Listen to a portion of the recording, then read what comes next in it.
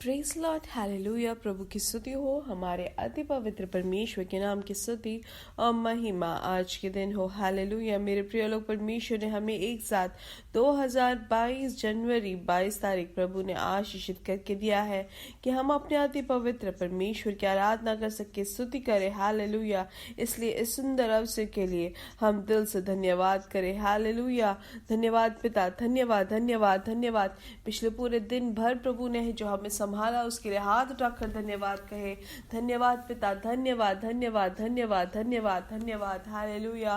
पिछले रात को जो अच्छी नींद प्रभु ने जो दी उसके लिए धन्यवाद दे। हालेलुया। धन्यवाद पिता, धन्यवाद धन्यवाद धन्यवाद धन्यवाद। हालेलुया।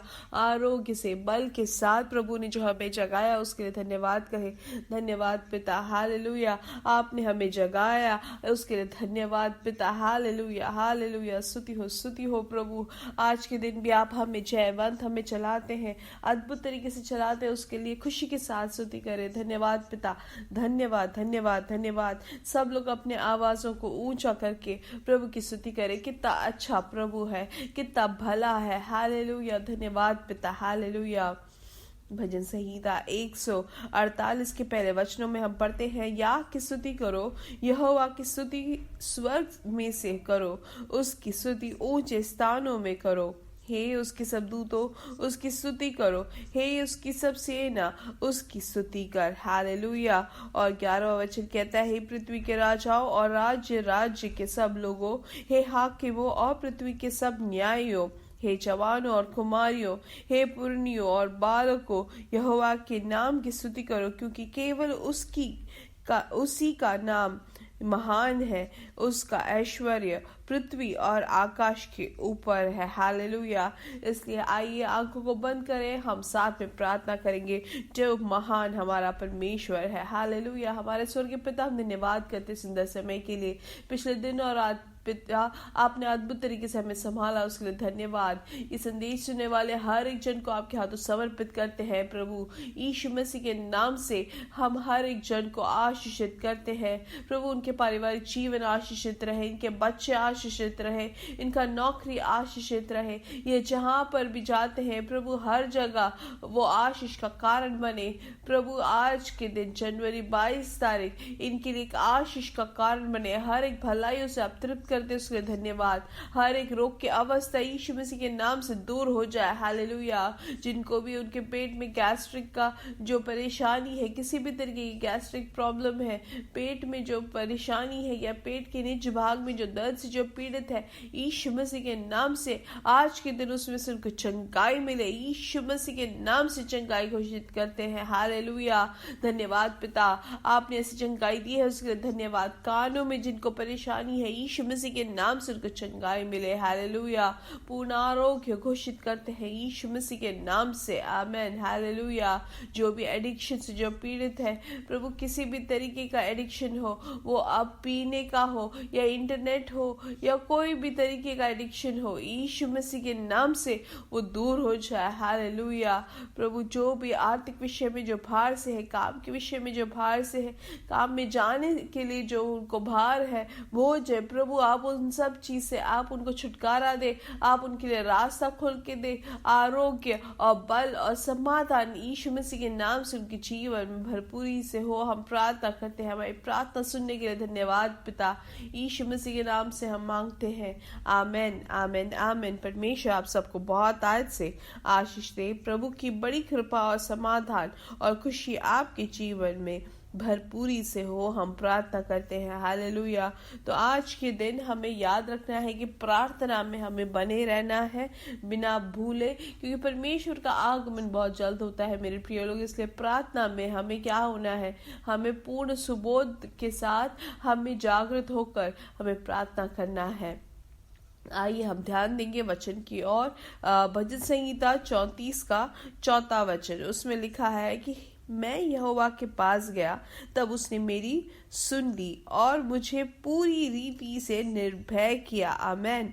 तो यहाँ पे क्या लिखा है, मैं परमेश्वर के पास गया, तब उसने मेरी सुन ली और मुझे पूरी रीति से निर्भय किया। हालेलुया, निर्भय किया। तो हम यहाँ अगर इसका जो पिछला भाग अगर देखेंगे 34वां अध्याय का, तो दाऊद जो है वो अबीमेलेक के पास जब जाता है तो वहां पर ये संगीत यहाँ पर लिखते हैं। हालेलुया, वो अबीमेलेक के सामने ऐसा एक बर्ताव करते हैं कि वो वहां पर वो जैसे कि एक पागल हो गए, वो एक बुद्धि के साथ वो कर रहे होते हैं ऐसा एक जो बर्ताव है, ताकि वो वहां से छुटकारा उनको मिल सके। तो इसलिए यहाँ पे वचन में ऐसे लिखा है कि मैं यहोवा के पास गया, तब उसने मेरी सुन ली। यहाँ पर जैसे लिखा है मैं यहोवा के पास गया, मतलब परमेश्वर से प्रार्थना की या परमेश्वर से बात की, तो वहां पर परमेश्वर ने सुन ली और मुझे पूरी रीति से निर्भय किया। हालेलुया।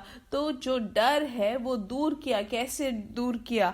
जब परमेश्वर के पास गए, जब परमेश्वर से बात की, जब परमेश्वर से प्रार्थना की। हालेलुया। तो आज का संदेश यही है कि हम इस दुनिया में जब जीते हैं तो अलग अलग तरीके के भय आ सकता है, लेकिन जब परमेश्वर के पास आते हैं तो वो हमारे भय को, हमारे डर को पूर्ण तरीके से दूर कर देते हैं। हालेलुया। इस दुनिया में जब जीते हैं तो हमें अलग अलग तरीके का डर हो सकता है। कुछ लोगों को डर लोगों से होता है, कुछ लोगों को डर रोग से होता है, कुछ लोगों को जो डर है वो मृत्यु से होती है, कुछ लोगों को अपने भविष्य के बारे में सोचकर उनको डर लगता है, या उनके बच्चों के बारे में सोचकर डर लगता है कि उनका क्या होगा।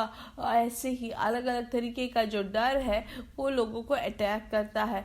इसलिए मेरे प्रिय लोग, कुछ लोगों को ऐसा भी होता है कि वो जिस अवस्था में वो जीते हैं उस अवस्था के अनुसार वहां पर डर उनके दिमाग में बैठता है।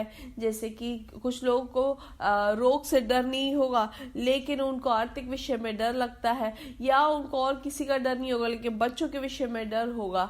इसलिए मेरे प्रिय लोग, एक चीज हमें याद रखना है, परमेश्वर हमारा जो स्वर्गीय पिता है वो कभी भी हमें डर में या भय में जीने के लिए नहीं बुलाया है। भय से हमें दूर करता है। परमेश्वर हमें डर से छुटकारा देता है, हमें निर्भय जीने के लिए वचन हमेशा हमें याद दिलाता है। हमेशा प्रभु जब भी लोगों से बात करते तो एक ही चीज सबसे पहले कहते हैं कि डरो मत, डरो मत। क्योंकि जब हम डर जाते हैं तो हमारी जो हर एक कार्य है वो रुक जाता है। क्योंकि जो इंसान डर के बैठा रहता है उनको कोई भी कार्य करने की जो क्षमता है वो कम हो जाती है। वो हमेशा कुछ भी कर नहीं पाते हैं, क्योंकि जो परमेश्वर हमसे करवाना चाहते हैं वो करने में हम लोग जो कमजोर हो जाते हैं। इसलिए वचन में हमेशा देख सकते हैं यीशु मसीह हर एक जन से यही पहले कहते हैं कि डरो मत, डरो मत। हालेलुया। इसलिए आज के दिन आत्मा, पवित्र आत्मा यही अगुवाई देते कि आपको किसी भी बात से डरने की जरूरत नहीं है,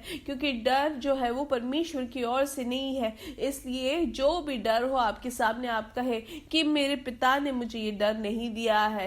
ये जो भी नेगेटिव सोच है वो सब परमेश्वर की ओर से नहीं है। इसलिए यीशु मसीह के नाम से उसको आप स्वीकारे ना।